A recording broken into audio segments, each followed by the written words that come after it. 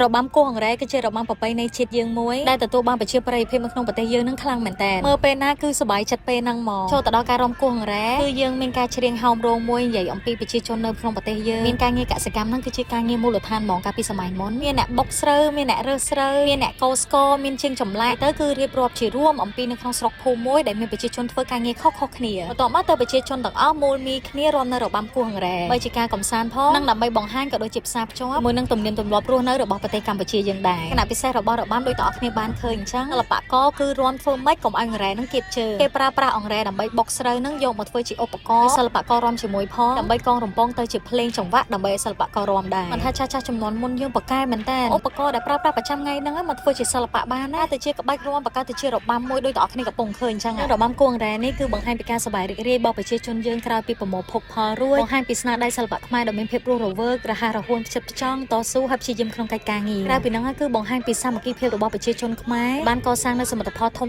ៗដូចជាសំណង់ប្រាសាទបុរាណជាដើមឈុតនេះគឺរាំពីរគូតែម្ដងទាំងអស់គ្នាតមកទៅមានគូសូឡូតែរាំតែពីរនាក់ឯប៉ុន្តែភ្លេងរន្ថើនលឿនមែនតើបានបន្តិចហើយគឺភ្លេងផ្ដាច់បញ្ចប់តែម្ដងរបាំគោះអង្រែហ្នឹងគឺជារបាំប្រពៃណីដែលខ្ញុំស្រឡាញ់ជាងគេហ្នឹងអ្នកទាំងអស់គ្នាធ្លាប់មើលរបាំគោះអង្រែណាចាំជួយប្រាប់ខ្ញុំផងណាបាយបាយ